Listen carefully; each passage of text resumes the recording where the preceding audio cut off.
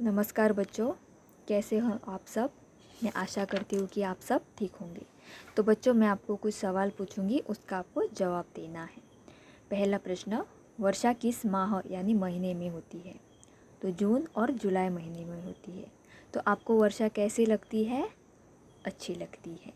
वर्षा के पानी से क्या होता है? हाँ, खेतों तथा पौधों को पानी मिलता है, सब जगह हरियाली छा जाती है। क्या होगा अगर वर्षा नहीं हुई तो? हाँ, पौधे खेत सूख जाएंगे और गर्मी भी बढ़ेगी। इस तरह आप इस चित्र में देख सकते हो। फसल नष्ट होने पर सबसे अधिक नुकसान किसका होगा? हाँ, किसान का होगा। तो सबसे ज़्यादा नुकसान किसान का होगा। वर्षा का महत्व हमारे तथा किसान के जीवन में बहुत बड़ा है। तो आज हम ऐसे ही कविता के बारे में जानेंगे। उसमें कवि ने किसान के जीवन में वर्षा का क्या महत्व है यह बताया है। तो हमारी उस कविता का नाम है आषाढ़ का पहला दिन, पान क्रमांक 82। तो बच्चों, मैं कविता पढ़ रही हूँ, आप किताब में ध्यान दो। 12वां पाठ, आषाढ़ का पहला दिन। हवा का जोर, वर्षा की झड़ी, झाड़ों का गिर पड़ना, कहीं गर्जन का दूर सिर के पास फिर पड़ना, उमड़ती नदी का खेती की छाती तक लहर उठना, ध्वजा की तरह बिजली का दिशाओं में फैर उठना। ये वर्षा के अनोखे दृश्य, जिसको प्राण से प्यारे, जो चातक की तरह ताकता है बादल घने कचरारे, जो भूखा रहकर धरती चिरकर जग को खिलाता है, जो पानी वक्त पर आए नहीं तो तिल मिलाता है। अगर आषाढ़ के पहले दिवस के प्रथम क्षण में वही हलदर अधिक आता है कालिदास से मन में, तो मुझको क्षमा कर देना। भवानी प्रसाद मिश्र।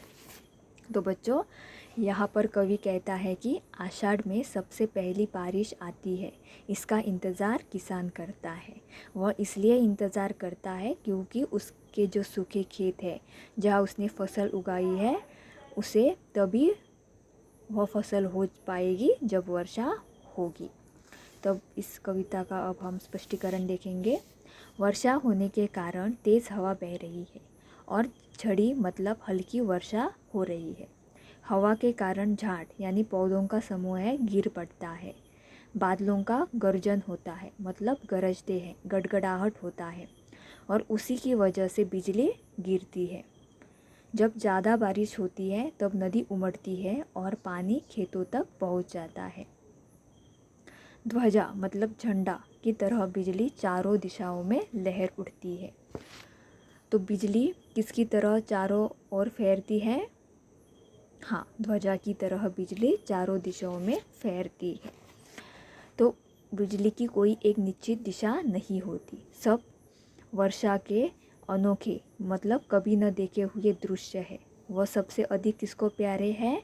तो यह अधिक किसान को प्यारे है। और किसान को यहाँ पर चातक यानी पक्षी से तुलना की गई है। ये रहा चातक पक्षी, जो केवल स्वाति नक्षत्र में होने वाली वर्षा का जल पीता है और बादलों की तरह ताकता मतलब देखता रहता है।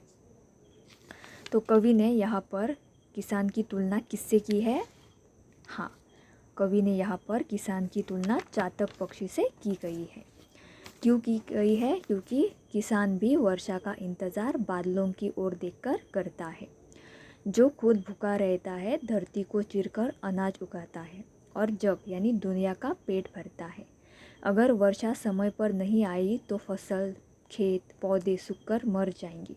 इसलिए वह तिलमिला उठता है। तिलमिला उठना मतलब बेचैन होता है। तो बच्चों, अगला परिचय देखो। यहाँ पर कवि कहता है कि मुझे क्षमा करना अगर आषाढ़ के पहले क्षण में मैं हलदर यानी किसान को याद नहीं किया तो। क्योंकि किसान जो है वो खुद भूखा रहता है, धरती को चीरकर अनाज उगाता है और दुनिया का पेट भरता है। तो आषाढ़ के पहले क्षण में वह कालिदास को याद न कर वह किसान को याद करता है, इसलिए वह क्षमा मांग रहा है। कालिदास यह एक कवि है। तो इससे हमें पता चलता है कि किसान को वर्षा कितनी प्यारी है। ठीक है बच्चों। तो बच्चों, यहाँ पर हमारी कविता समाप्त हो गई है। तो अब हम एक खेल खेलेंगे। यहाँ पर मैंने एक नमूना दिया हुआ है दिन। 9 से अगला शब्द मैंने बनाया है नल। ल से अगला शब्द बनाया है लहर। वैसे ही आपको ये 3 बाकी बचे हुए 3 शब्दों का इस्तेमाल इस तरह से करना है और ये खेल करना है। ठीक है।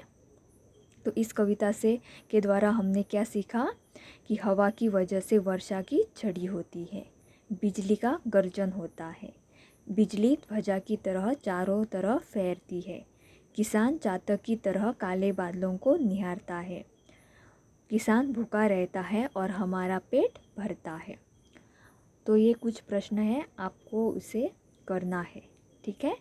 पहला प्रश्न है, उमड़ती नदी का पानी कहाँ तक आता है। दूसरा, किसान किसकी तरह बादलों को देखता है। और तीसरा, पानी न मिलने पर कौन तिल मिलाता है। यह आपके प्रश्नों के उत्तर लिखने हैं और मुझे भेजने हैं। ठीक है। यह गृह कार्य है, एक नमूना दिया हुआ है, उसके अनुसार अगले सब आपको करने हैं। पहला है गिरना, गिराना, गिरवाना। उसी शब्द से आपको उठना, पढ़ना, करना, फहराना और सुनना, इन शब्दों के ऐसे ही नमूने के अनुसार कार्य करके मुझे व्हाट्सएप पर भेजना है। ठीक है।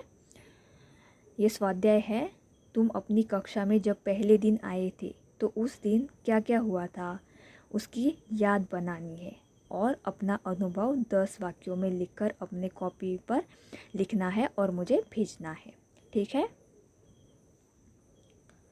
ये शब्दार्थ है, आपके कॉपी पर ये शब्दार्थ लिख लो और अगर इस कविता के संदर्भ में आपको कोई दिक्कत या परेशानी है तो मुझे ज़रूर व्हाट्सएप पर कॉल या मैसेज कर लो। ठीक है। धन्यवाद।